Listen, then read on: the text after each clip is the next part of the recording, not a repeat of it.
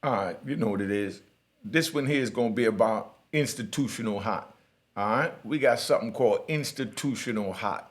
All right, so stay tuned so you can find out what being institutional hot is. All right.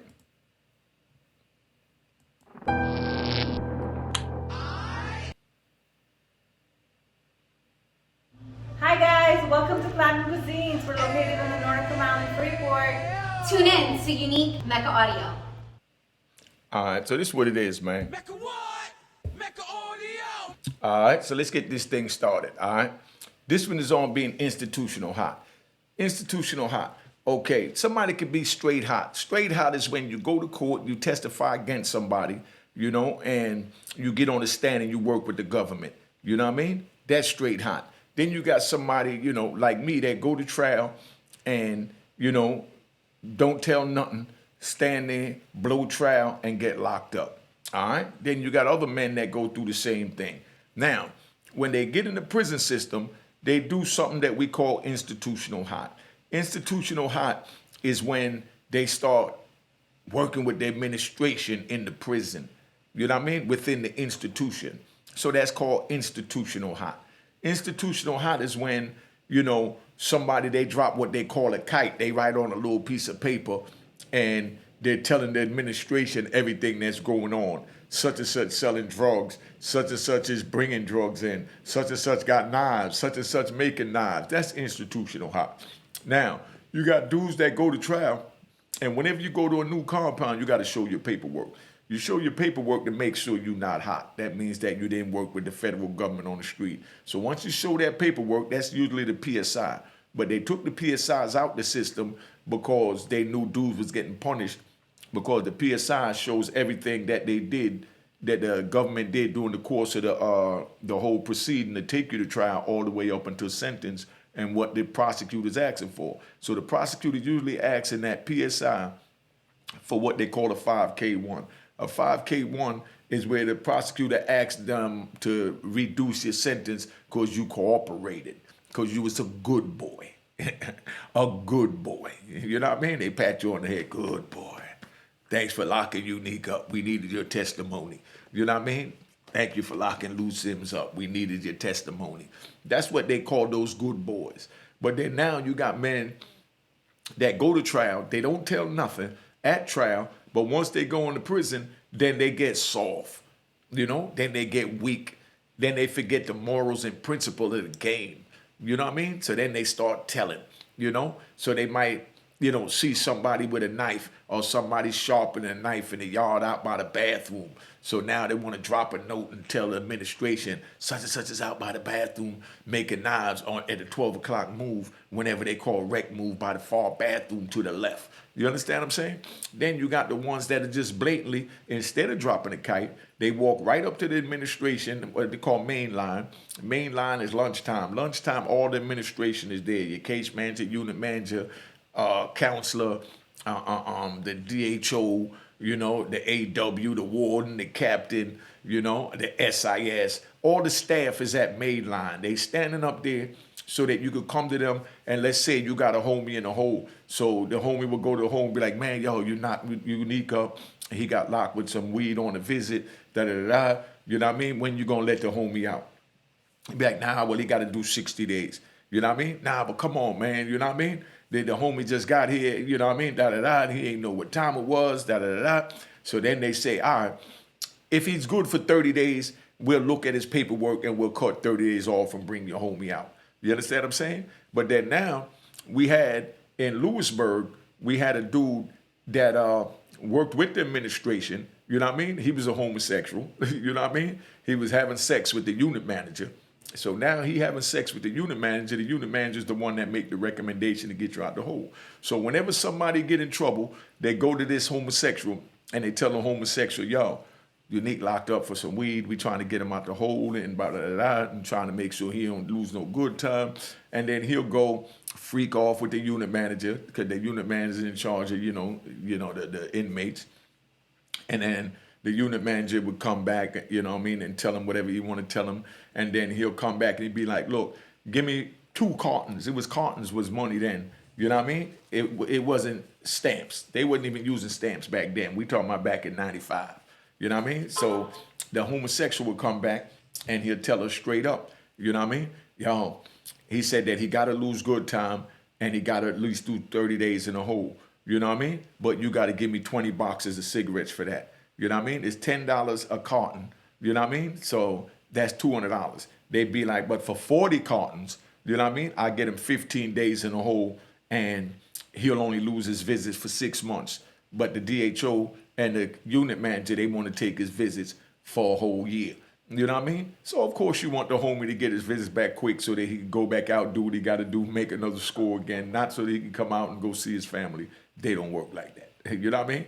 Everybody's looking for what's beneficial for them. So they know if a dude capable of going out there getting what he got to get, he going to break him off with the 40 books, get him out the hole in 15 days. 6 months later, he back off to the races with the horses, getting his money. So that's how that go. So that's, a form of, working the system. You know what I mean?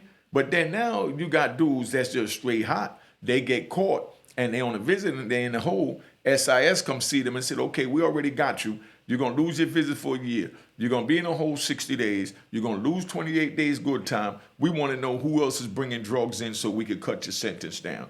Now, this is a man that never told a trial, was a straight man, went to trial, faced the devil, faced his comrades testifying against him. But here you go now. The administration saying, in order for you to get your visit back so you go see your family and you could try and bring more drugs in and we could try and catch you, you got to tell us who else is bringing drugs in. So then now he's saying Johnny Blow, Kenny Boo, and Johnny Dog. You know what I mean? They all bringing drugs in, and they be like, all right, if we catch one of them, we're going to cut your sentence. So now when you go on a visit, they got cameras that be zooming in on the visiting table and all that. So now this institutional hot dude, he done told on them. So now when dude go out there, they got all the cameras pointed right at his table. Any food this girl bring, the camera zooming in to catch everything going on. So now they catch everything going on. So he go and, she might give him a kiss. And when she give him a kiss, they see a little part of her pink tongue sticking out. And they say, oh, that was a balloon. So after the visit, they wait. They grab him after the visit when he come through. And it's time to, strip, get butt naked, bend over, cough. Let him know you ain't smuggling nothing. You know what I mean? Open your mouth, roll your tongue, show him you ain't got nothing in your mouth. Then when you're done, you think you're going back to the unit. You done scored, you got your drugs, you good to go. But they tell you, nah, wait over here. Wait over here, meaning they get ready to call a squad to escort you to what they call the dry tank. The dry tank is where they put you in when they feel you have drugs, so there's no water in the toilet. You can't flush the toilet. There's no water in the toilet because, dudes even try to drink the water to get the drugs to come out. Toilet water, yeah. You know what I mean? Now, I'll tell you about one of the homies that went out there in the dry tank and beat the dry tank. You know what I mean? I beat the dry tank. We all beat the dry tank. But now this homie, he beat the dry tank because while he was, in the dry tank and they came in, you know what I mean? You got to give him three shits. You know what I mean? You got shit 3 times in one of those little shit basins. So when you go out there, you see you got all these police standing around you and they got these little spatulas. I got to get them, like an ice cream popsicle stick, but they thick, like they use in the doctor's office when they hold your tongue down and stuff like that. They come out there with them with their little gloves on and shit, and no mask. They inhaling your feces and they playing in the feces looking to see if there's any balloons came out from each joint. So what my man did was he wound up defecating it out. You understand what I'm saying? When they wasn't looking, he stood up there, he defecated it out, he got the joint and he ate it back again. You know what I mean? So he don't swallowed it. It went through his system. Now, when you got to go and that joint feel like, you know what I mean, your stomach hurting. You know what I mean? So he knew it was getting ready to come. So he defecated in his hand, took the joint, and he ate the joint. You understand what I'm saying? Now he done took the joint, ate the joint, and wiped his hands off in the sheet, rolled the sheet up and made it look like he was using the sheet for a blanket so they don't open the sheet up and see that he got feces in the sheet. Look at all this you got to go through. That's why I tell the youngins, don't get involved, man. This is not worth it. You know what I mean? You got to go through all this to go get a little drugs in the visit, to get a little weed, to get high, to try and make your time slide by. So now he sit there and he defecated out and he ate it. You know what I mean? Then he caught them, told them he got to go to the bathroom. He go to the bathroom, they come in with the little pan and, you know, he does his thing and they watch and they get the spatula, they play in it. They said, okay, that's one. So now they come back again, you know what I mean? And then they hit him with two. You know what I mean? So he know after that second one, the third one, the one that he ate from the first one that he defecated in his hand might be ready to come out. So by the time it's time for that third feces, you know what I mean? He don't want to gamble letting it go out. So he'll sit there and he'll defecate in his hand again. You know what I mean? And if the balloon ain't in that batch, he gonna wipe his hands off in the sheet, take the sheet, put it up under his bed. You understand what I'm saying? And that way they don't see the feces. But of course it's stinking there because they had them in there defecating in the basket so they don't trip on the smell in the cell because they already know, man, in there sweating, staying there. And you got to stay there 3 days because they expect one shit a day. So you got to stay there 3 days. So then now, on the third time, he done defecated out and he out ate it back. So then he wait. Next time y'all go to the bathroom, he tell us, yo, I'm ready to go. So they bring the people back in there. So when they bring him back in there, he come in there and he, you know, defecate in front of them. They don't have nothing. He go out. He come back to the unit. First thing he do, he run up in the cell. You understand what I'm saying? He go wash his mouth out real quick because he just been eating his own feces. Yeah. So if you young is trying to go eat your own feces to get something in there, you go ahead and do that. Ain't nobody gonna sit here and try and stop you because if you think you tough enough or crazy enough, you go ahead and do that. But I'm telling you, it ain't worth it because you ain't trying to eat your feces. You know what I mean? Just to get a balloon of weed in. So then now he turns around and he washes his mouth out. Then he jump in the shower, take a shower. You know what I'm saying? And you know, come out the shower and then you know he defecate to get that last one out. Cause remember he done ate it again. So now he got that out. He go in the sink. He washed that off, and then he bust it open, and you know, roll a joint, smoke a joint. Then you know he bag it up, make his little money, and it's off to the races. You know what I mean? But all that from institutional hot dude telling that he was getting the pack on a visit, but he wound up manipulating the system to beat it. So that's how that go. Now they got jobs that they give thorough dudes. You know what I mean? Dudes that got a name.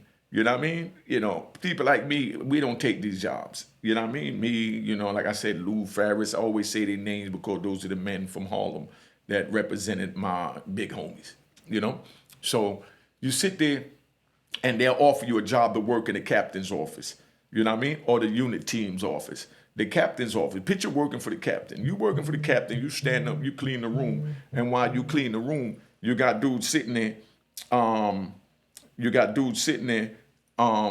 asking, you know, police saying, oh, so how's everything going to compound? Everything all right? I say, yeah, well, the law library got everything they need. You know what I mean? How's the programs? You know what I mean? And then you get to talking and you get comfortable, you know, and then they might slide in there, you know, something like, yeah, so what's going on with the yard? I seen a little crowd in the yard earlier. Now, dude get comfortable just talking, and then he might slip and say, you know, oh, nah, you know, that was the Bloods and the Crips. You know, they had a little standoff, but everything is all right, da-da-da-da. But now he done told. You know what I mean? And don't even realize he done told because he got what we called in the street rocked to sleep. You know what I mean? So that's why there's certain jobs you don't take. Them captain job, you know what I mean? You know, working for the administration, you don't take them. Like me, I worked on a compound. You know what I mean? I walked around with a little pooper scooper. You know what I mean? That's a little stick with a shovel on the end and a little broom, and wherever dudes do napkins, wrappers, zoom, wham, wrappers, you know what I mean, whatever. I walked around and I sweeped it up. It'd be cold as a motherfucker, but I'm out there. Oh, excuse the language. It'd be cold as a monkey's derriere out there. You know what I mean? But I'm sweeping that joint up because I refuse to work in the inside in the big house with the administration. I'm not going to do it. You know, because once you do that, then people start pointing the finger and they start talking about, oh, he got to be telling. I can't believe he working up there for them peoples. You know what I mean? And you could just be cleaning the office and doing what they want you to do. But it's just the thought of you being around them for that long. You understand what I'm saying? Just the thought of you being around them and getting that comfortable that you're having general conversation with them where they slide in institutional conversation that the person might not be paying attention to, and then he don't want to lose his job, so he's trying to hold conversation and he's trying to spin the captain or the administration he working for, and that never, you know what I mean, that never works out. But, You know, so that's why we don't take those type of jobs. But there's dudes that they went to trial, straight men, you know what I mean? They sat there, had 20 witnesses against them, told the prosecutor to get all, F yourself and the whole nine, you know what I mean? And then they go into prison and then they start working for the administration because they want their bid easier or they trying to get out. You understand what I'm saying? They want to make their bid easier. Easier mean they can go to the captain and say, hey, let me get 20 books. So now you're telling the captain give you $100. Captain give you $100, you already know he wants something back from that. Because like you got the SIS. I told y'all about that before. That's the Security Investigation Service. That's the DEA, the FBI, and all the alphabet boys for in the joint. So you got dudes that will go up to them and tell them, yo, let me get 50 books of stamps because, you know, the homie owes somebody some stamps. If he don't give him the stamps, he gonna punish him. So they don't want no problem. So they run around and they get the stamps. Like you only allowed to have, you know what I mean? Like five books of stamps. You only allowed to have 5 books of stamps in your cell. You know what I mean? So if they run up in there, all of these extra stamps, you know, they're gonna let you keep this 5. They're gonna take all of this. They're gonna take all of this. You know what I mean? And when they take all of that, they leave you with just what you're allowed to have, and now they got these extra stamps. So they might run up in the ticket man room and find 200-300 books of stamps, 500 books of stamps, 2,000 books of stamps. So, you know, they can't do nothing with these type of stamps because they're already broken up into pieces and they, you know, they separate. But when they hold, you know, the SIS, like I said, they was crooked out west. So the SIS would take these to the post office and they'll get full price for each book of stamp. But then they'll turn around and they'll take these stamps and they'll pay their institutional rats. You know what I mean? To give them information what's going on in the compound. So this make a dude do anything. Like, you know, I was talking to my big homie, Gangster Lou, and he was telling me about Atlanta State Prison. You know what I mean? About how, you know, down there they do anything for a honey bun because they feed them so nasty down there. You know, I might bring him up here to tell you about Atlanta State Prison. But he said they starve you so much because they feed you dinner like 3 o'clock. You know, breakfast like 4 in the morning. You know, lunch like 10 in the morning. And by like 2 o'clock, they giving you dinner. So now you ain't got nothing to eat from 2 o'clock in the afternoon all the way till 4 in the morning. So dudes be starving if they ain't got no money to go to the store to go buy no honey buns. So for a dude to get a honey bun, especially when he ain't get nobody send him no money in the joint, for a dude to get a honey bun, you know, he'll kill a dude for it. He'll put a knife in a dude in a minute for a honey bun because he's so goddamn hungry. So now they working for honey buns in the prison. But in the federal prison, you know what I mean? They work for stamps. You know what I mean?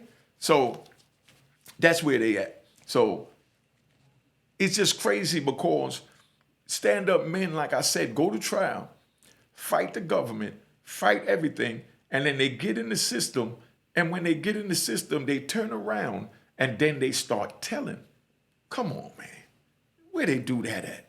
You understand what I'm saying? That's what you call institutional hot. I'm keeping that short and to the point. Happy holidays. Hit the like, hit the subscribe, and you see the Cash App on the screen. The game is to be sold, not told. I don't care if you donate $1, $5, $10, or whatever. Donate something to show your appreciation. And definitely hit the like button. You know what I mean? So, you know, let's keep this moving, man. So we're going to do what we got to do, and we're going to tap out because this is who? Mecca what? Mecca audio. All right. Hi guys, welcome to Platinum Cuisines. We're located in Freeport on the Nordica Mile. Just wanted to introduce my partner, Amy. Hi guys, how are you? And this is my sister-in-law, Diana, another partner. I just ask that you come support our minority-owned business. We serve Asian fusion, Caribbean cuisine, and we have a beautiful restaurant located on the Nautical Mile in Freeport, New York. And we're asking that you come check us out and also make sure to tune in to Mecca Audio TV.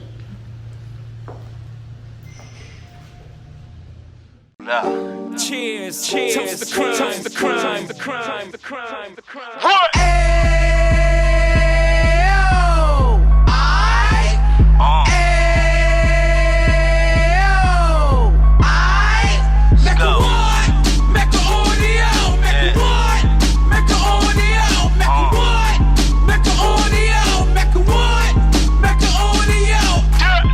Fresh out the can of 26. Yeah. He back on the strip, getting back in the mix. Yeah. What he mentions a gift. You stand up 10 toes down, and I suggest you pay attention to this.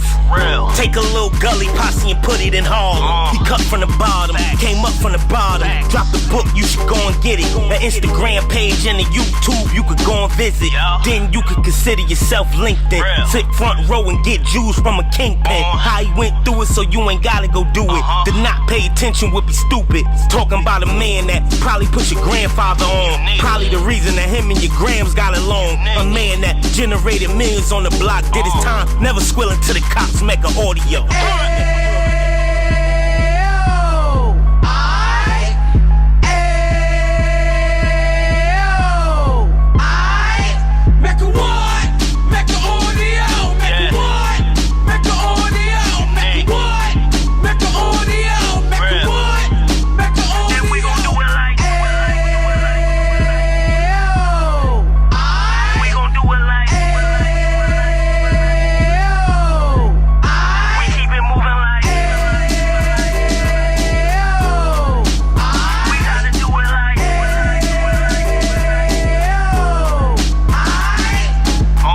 Get it live like 2 G's in the 90s. Drop top beamer so shiny. I let shorty go, she was whining. Treat her like my past, she behind me. Spin a couple bands on the Dapper Dan. You be back again, getting green like a Packers fan. No cap, it's a raw in Uptown. They be horn Uptown, Dominican bust downs. Now we on the positive, we got a lot to give. Now he trying to stop the kids from being inoperative. So take heed, homie, lend an ear. He started in Uptown. All right, like, subscribe, and share this video, and use the goddamn Cash App. All right.